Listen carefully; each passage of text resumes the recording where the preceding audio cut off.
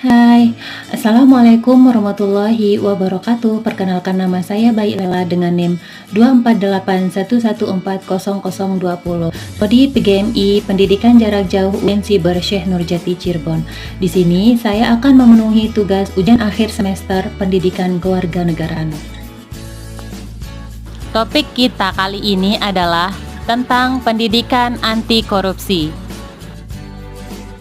Tahu nggak apa yang dimaksud dengan korupsi? Seharusnya sih tahu apa yang dimaksud dengan korupsi. Menurut Undang-Undang Nomor 31 Tahun 1999, Jonto Undang-Undang Nomor 20 Tahun 2001, korupsi adalah tindakan melawan hukum, memperkaya diri sendiri atau orang lain, atau suatu korporasi yang dapat merugikan keuangan negara dan juga perekonomian negara. Kalian tahu nggak, ada 30 jenis korupsi dan 30 jenis itu dikelompokkan menjadi 7 jenis. Yang pertama, merugikan uang negara. Kedua, suap menyuap. Ketiga, penggelapan dana jabatan.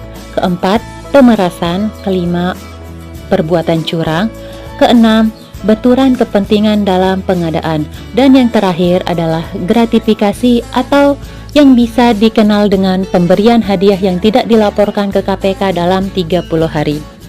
Di sini ada beberapa contoh kasus korupsi di Indonesia, yaitu salah satunya Menteri Pertanian Syahrul Yassin Limpo yang terbukti bersalah melakukan pemerasan, penyalahgunaan kekuasaan, dan penyuapan yang melibatkan kontrak-kontrak kementerian itu dengan penyedia barang dan jasa atau vendor swasta.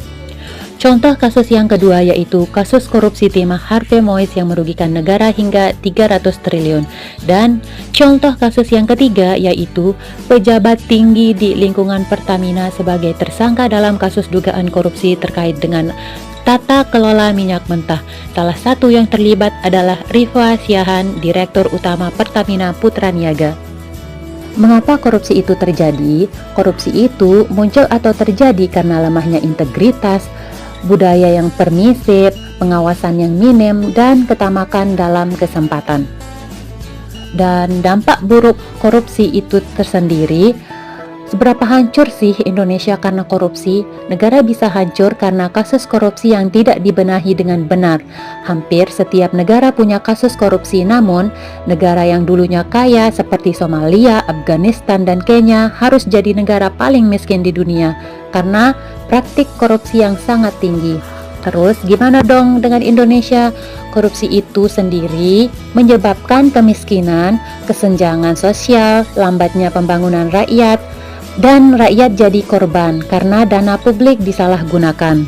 Setiap orang bisa mencegah korupsi dengan hidup, jujur, menolak suap, dan berani melapor jika melihat kecurangan. Peran mahasiswa dan generasi muda. Di tengah perubahan zaman, ada satu kekuatan yang tak berhenti, yaitu mahasiswa sebagai agen perubahan.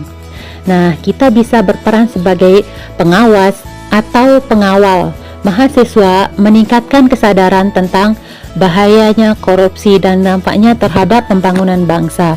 Dengan aktif bersuara dan menjaga integritas, mereka dapat menciptakan masa depan bebas korupsi.